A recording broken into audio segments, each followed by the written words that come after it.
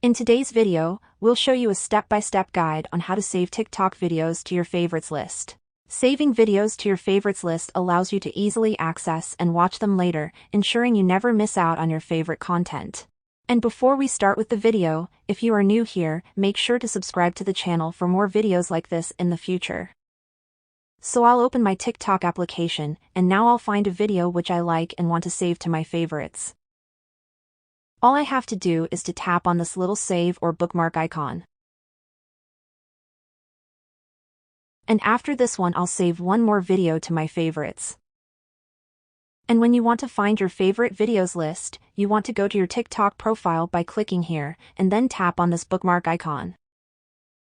Click on the posts section and you will see all of the videos which you've saved to your favorites list. Now you can enjoy the videos on the platform.